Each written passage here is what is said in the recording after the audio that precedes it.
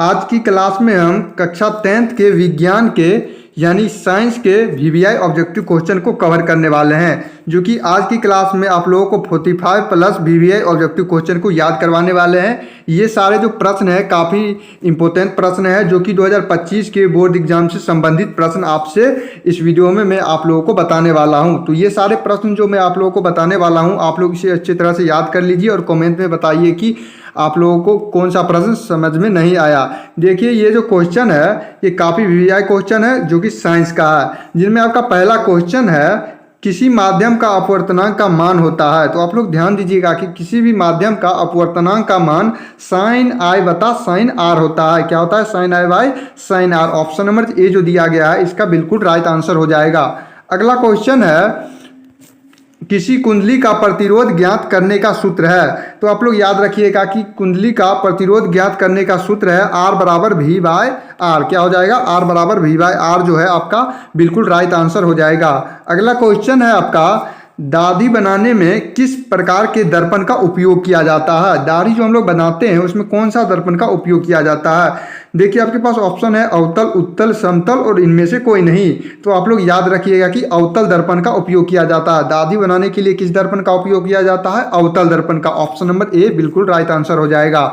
अगला क्वेश्चन है आपका वह उपकरण जो विद्युत ऊर्जा को यांत्रिक ऊर्जा में बदल देता है वह क्या कहलाता है? तो ऐसे उपकरण को हम लोग कहते हैं विद्युत मोटर कहलाता है। क्या कहलाता है? विद्युत मोटर कहलाता है, जो विद्युत ऊर्जा को यांत्रिक ऊर्जा में परिवर्तित कर देता है। अगला क्वेश्चन है दर्पण सूत्र क्या है? तो हम लोग जानते हैं कि दर्पण सूत्र का सूत्र हो जाएगा 1/v प्लस 1/u बराबर 1/f हो जाएगा। ऑप्शन नंबर ए जो दिया गया है बिल्कुल सही हो जाएगा। ये क्वेश्चन कई बार पूछा गया है, इस बार भी ये क्वेश्चन पूछेगा। आप लोग दर्पण सूत्र जरूर याद रखिए। नेक्स्ट क्वेश्चन है आपका निकट दृष्टि दोष को निम्नलिखित में से किस लेंस द्वारा हटाया जाता है? तो इसका सही उत्तर हो जाएगा अवतल लेंस द्वारा हटाया जाता है। निकट दृष्टि दोष को किस लेंस से हटाया जाता है? अवतल लेंस द्वारा। और अभी तक चैनल को सब्सक्राइब नहीं किए हो तो चैनल को सब्सक्राइब करके रखिए, ताकि बोर्ड एग्जाम में आने वाले सारे वीवीआई ऑब्जेक्टिव एवं सब्जेक्टिव क्वेश्चन हमारे इस चैनल पे आप लोगों को मिल जाएगा। तो आप लोग चैनल को सब्सक्राइब कर लीजिए और वीडियो दोस्तों के साथ शेयर कीजिए। चलिए, आपका अगला क्वेश्चन दिया गया है विभवांतर का एसआई मात्रक होता है। क्या पूछा जा रहा है? विभवांतर का एसआई मात्रक। तो विभवांतर का एसआई मात्रक वोल्ट हो जाएगा। क्या हो जाएगा? वोल्ट। विभवांतर का एसआई मात्रक वोल्ट हो जाएगा। नेक्स्ट प्रश्न है आपका निम्नलिखित में किस माध्यम में प्रकाश की चाल सबसे अधिक होता है? कौन सा माध्यम में प्रकाश की चाल सबसे अधिक होता है? तो निर्वात में जो प्रकाश की चाल होता है वो सबसे अधिक होता है। ऑप्शन नंबर डी दिया गया है, बिल्कुल राइट आंसर हो जाएगा। अगला क्वेश्चन है किस रंग का विचलन न्यूनतम होता है? किस रंग का विचलन न्यूनतम होता है? तो लाल रंग का जो विचलन होता है वो सबसे न्यूनतम होता है। ठीक है। आपका अगला प्रश्न है निम्नलिखित में कौन सा लेंस क्षमता का मात्रक है? तो डायप्टर आपका बिल्कुल राइट आंसर हो जाएगा। लेंस का क्षमता का एसआई मात्रक क्या होता है? डायप्टर होता है। एसआई मात्रक डायप्टर हो जाएगा। ठीक है। अगला क्वेश्चन है निम्न में से कौन अनवीकरणीय ऊर्जा का स्रोत नहीं है? क्या पूछा जा रहा है? अनवीकरणीय ऊर्जा का स्रोत नहीं है। तो पेट्रोलियम आपका हो जाएगा अनवीकरणीय का स्रोत नहीं है। बाकी जो कोयला, प्राकृतिक गैस और बायोगैस है ये सब अनवीकरणीय ऊर्जा का स्रोत है, और पेट्रोलियम जो है आपका अनवीकरणीय ऊर्जा का स्रोत नहीं है। ठीक है। आपका नेक्स्ट सवाल है स्विच लगाए जाते हैं। तो आप लोग याद रखिएगा कि गर्म तार में स्विच लगाए जाते हैं। किस तार में लगाए जाते हैं? गर्म तार में स्विच लगाए जाते हैं। नेक्स्ट सवाल है आपका किसी वस्तु का प्रतिबिंब आंख के जिस भाग पर बनता है वह क्या कहलाता है? तो रेटिना कहलाता है। क्या कहलाता है? रेटिना कहलाता है। नेक्स्ट सवाल है आपका अवतल दर्पण का फोकस दूरी होता है। तो आप लोग याद रखिएगा कि अवतल दर्पण का फोकस दूरी हो जाएगा ऋणात्मक हो जाएगा, और उत्तल दर्पण का फोकस दूरी धनात्मक हो जाएगा। क्या हो जाएगा? अवतल दर्पण का जो फोकस दूरी ऋणात्मक और उत्तल दर्पण का फोकस दूरी धनात्मक हो जाएगा। ये सारे प्रश्न आप लोग अच्छे से याद कर लीजिए। 2025 के बोर्ड एग्जाम में इसी से आप लोग को प्रश्न मिलने वाले हैं। ये सारे प्रश्न आप लोग रट लीजिए। ठीक है। नेक्स्ट सवाल है आपका एक यूनिट ऊर्जा विद्युत ऊर्जा का मान होता है। क्या पूछा जा रहा है? एक यूनिट ऊर्जा विद्युत ऊर्जा का मान होता है। तो सही उत्तर हो जाएगा आपका 3.6 गुने 10⁻6 जूल। क्या हो जाएगा? 3.6 गुने 10⁻6 जूल। ये आपका ऑप्शन नंबर डी जो है बिल्कुल राइट हो जाएगा। अगला सवाल है आपका, विद्युत बल्ब में कौन सी गैस भरी जाती है? देखिए इनमें नाइट्रोजन, वायु, निष्क्रिय गैस और हाइड्रोजन गैस। तो आप लोग याद रखिएगा कि विद्युत बल्ब में निष्क्रिय गैस भरी जाती है। कौन सी गैस भरी जाती है? निष्क्रिय गैस। ऑप्शन नंबर सी बिल्कुल सही हो जाएगा। अगला क्वेश्चन है, आभूषण बनाने वाला सोना होता है तो 24 कैरेट का होता है। कितने कैरेट का होता है? 24 कैरेट का। ऑप्शन नंबर ए बिल्कुल सही हो जाएगा। आपका अगला क्वेश्चन दिया गया है, क्वेश्चन नंबर 18 है, ताम्र और तीन के मिश्र धातु को क्या कहते हैं? तो इसका जो उत्तर होगा आप लोग कमेंट में पिन कीजिए, हम देखते हैं कितने लोगों का सही उत्तर होता है। नेक्स्ट सवाल है आपका जो कि केमिस्ट्री से है, प्लास्टर ऑफ पेरिस का रासायनिक सूत्र क्या है? तो रासायनिक सूत्र जितने भी होते हैं आप लोग इसे अच्छी तरह से याद कर लीजिएगा। 3 से 4 नंबर का रासायनिक सूत्र भी पूछा जाता है। तो आप लोग रासायनिक सूत्र याद रखिएगा तो आप लोग को बिल्कुल सही नंबर आएगा। तो इसमें प्लास्टर ऑफ पेरिस का रासायनिक सूत्र हो जाएगा CaSO4 × 1/2H2O। Option number B जो दिया गया है बिल्कुल सही हो जाएगा। अगला क्वेश्चन है, सिलिकॉन है एक, देखिए धातु, अधातु, उपधातु और मिश्र धातु। तो सिलिकॉन एक उपधातु है। क्या है? सिलिकॉन एक उपधातु है। आपका अगला क्वेश्चन है, मेथनोइक अम्ल का सामान्य नाम क्या होगा?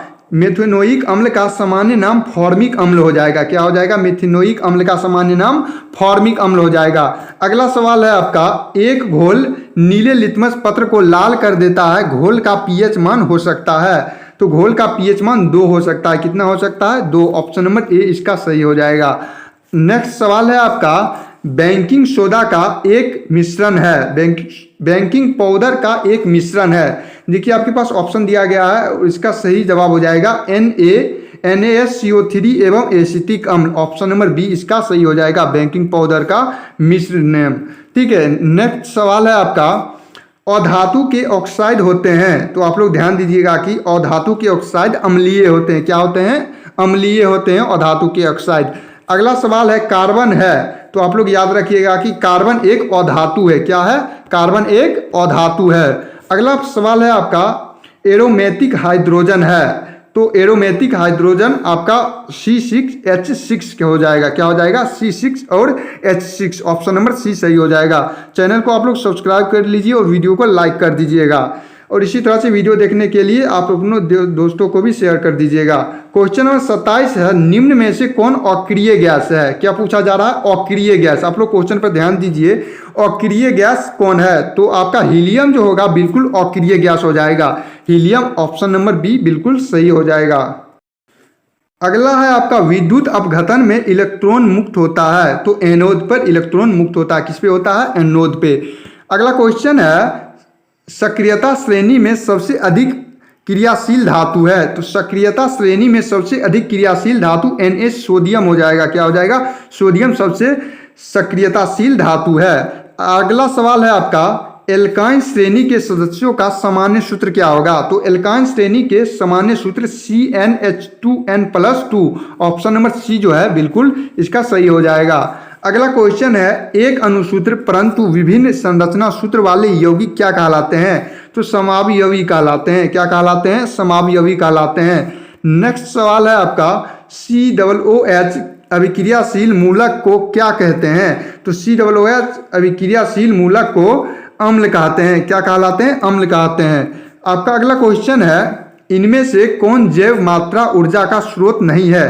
तो आप लोग याद रखिएगा कि जो नाभिकीय ऊर्जा हो जाएगा वो आपका जैविक मात्रा ऊर्जा का स्रोत नहीं है। किसका स्रोत नहीं है? जैविक ऊर्जा मात्रा का स्रोत नहीं है। अगला क्वेश्चन है, पित्तरस कहाँ से स्रावित होता है? तो आप लोग ध्यान दीजिएगा कि पित्तरस आपका यकृत से स्रावित होता है। किससे स्रावित होता है? यकृत। ऑप्शन नंबर बी सही होगा। अगला सवाल है आपका, ग्लूकोज का आणविक सूत्र क्या होता है? तो ग्लूकोज ये 2014, 15 और 2020 में भी ये क्वेश्चन पूछा गया था। 2014, 15 और 20 में भी, और 2025 में भी ये प्रश्न आपसे पूछा जा सकता है। तो आप लोग ध्यान दीजिएगा कि ग्लूकोज का जो आणविक सूत्र हो जाएगा C6H12 और O6 हो जाएगा। ऑप्शन नंबर ए सही हो जाएगा ग्लूकोज का सूत्र। नेक्स्ट सवाल है आपका, रक्त में आयरन की कमी से होने वाला रोग क्या कहलाता है? तो रक्त में जो आयरन की कमी से होता है रोग एनीमिया कहलाता है। क्या कहलाता है? एनीमिया। नेक्स्ट सवाल है आपका, ऑक्सीजन है, तो इसका सही उत्तर हो जाएगा आपका हार्मोन हो जाएगा। क्या हो जाएगा? हार्मोन। अगला सवाल है आपका, हाइड्रा में क्या नहीं पाया जाता है? तो सही उत्तर हो जाएगा आपका मस्तिष्क नहीं पाया जाता है। हाइड्रा जो होता है उसमें मस्तिष्क नहीं पाया जाता है। तो ऑप्शन नंबर ए जो होगा इसका बिल्कुल सटीक आंसर हो जाएगा। अगला क्वेश्चन है आपका, तिहरी बांध का निर्माण किस प्रदेश में किया गया? तो तिहरी बांध का निर्माण आप लोग उत्तराखंड में किया गया, जो कि सोशल साइंस का क्वेश्चन है, दोनों में दिया गया है, उत्तराखंड में किया गया है। नेक्स्ट क्वेश्चन है आपका, मानव शरीर का सामान्य रक्तचाप होता है। देखिए आपके पास ऑप्शन है 120/80, 80/120, 120/180 और 100/80। तो मानव शरीर का सामान्य रक्तचाप कितना हो जाएगा? 120/80 हो जाएगा। 120/80 मानव शरीर का रक्तचाप हो जाएगा। ठीक है। अगला क्वेश्चन है आपका, वृषण द्वारा स्रावित हार्मोन क्या कहलाता है? तो आप लोग याद रखिएगा कि वृषण द्वारा स्रावित हार्मोन टेस्टोस्टेरोन कहलाता है। क्या कहलाता है? टेस्टोस्टेरोन। ऑप्शन नंबर ए बिल्कुल सही हो जाएगा। अगला क्वेश्चन दिया गया है आपका, क्वेश्चन नंबर 42 है, मास्टर ग्रंथि कौन कहलाता है? सही जवाब हो जाएगा पिट्यूटरी ग्रंथि। क्या कहलाता है? पिट्यूटरी ग्रंथि। नेक्स्ट क्वेश्चन है आपका, ओजोन परत के अवक्षय के लिए मुख्य रूप से कौन सा जिम्मेवार है? देखिए CO2, SO2, CFC और NO2।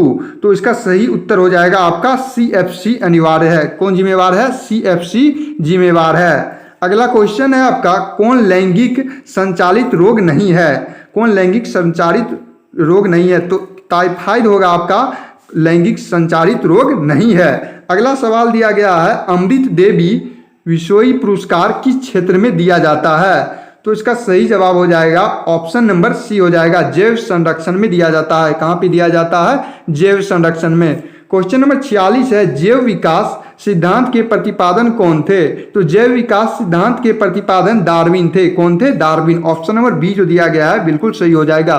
तो इस वीडियो में मैंने कुल 46 ऑब्जेक्टिव क्वेश्चन को आप लोग याद करवा दिया है। इससे आप लोग अच्छी तरह से याद कर लीजिए और चैनल को सब्सक्राइब करके रखिए।